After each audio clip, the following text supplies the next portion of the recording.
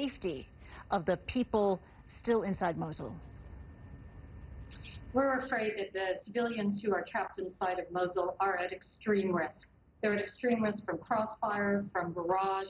There are reports that ISIL has contaminated large parts of the city with booby traps. We're afraid that people could be expelled forcibly by ISIL, or they could be held as human shields. Any way you look at it, the civilians who are there right now are at extreme risk. And there are these troubling reports, you just mentioned that, of ISIS using civilians as human shields. And are children and the elderly the most vulnerable here? There's no question that the people who would be held as human shields by ISIL, their lives would be in danger. We saw something very similar in Fallujah when the Iraqi security forces were liberating that city. What you saw was ISIL trying to hold people back. And again, just as you said, it's the women, it's elderly, it's the children. They are the ones that are at the most risk in situations like this. This is what we're very worried may happen in Mosul.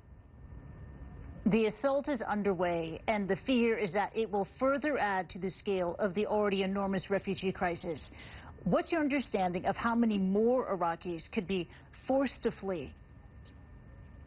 What we're afraid of is that in a worst-case scenario, up to 1 million people may flee the city. We don't know if that will happen, and obviously we're hoping it doesn't.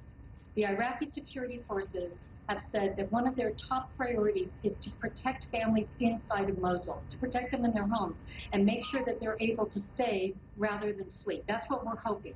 But if that doesn't happen, and if the families leave, we could be looking at the single largest, most complex humanitarian crisis in the world in 2016. If 1 million people flee, it could be a catastrophe.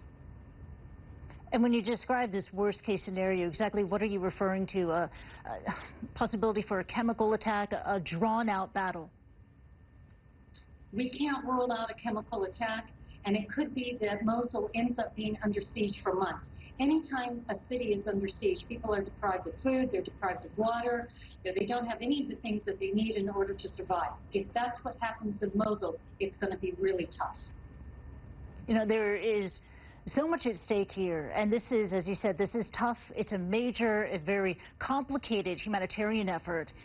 Does the UN have enough resources, and critically, does it have enough funding to step in and assist here? The humanitarians that work in Iraq have been planning for Mosul since February. We've had contingency plans in place for months, and very early on we appealed to the international donors, asking them for funding so that we could make sure that stocks were pre-positioned and that emergency camps and sites were built. Donors have been generous, but we don't have nowhere near the funding that we require.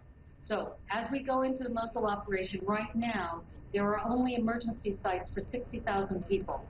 Right as we speak, we're rushing around the clock to build more emergency sites. We're anticipating, not even in a worst-case scenario, but in our working scenario, that between 200 to 400,000 people may flee. So we've got a lot of construction that has to happen right now.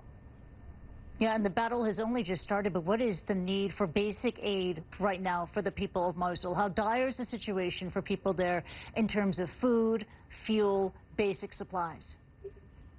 As people come out from Mosul, if they flee, if they come outside of the city and across the front lines, and they make it to the emergency sites, we're going to be doing everything we can to support them, providing them with tents, providing them with water and sanitation, with food, with emergency household kits. There'll be a whole range of services that we'll be making sure they get. If the families are stuck inside of Mosul, there's nothing we can do to help them. The Iraqi security forces have said they're going to protect them, and we're hoping that's what happens.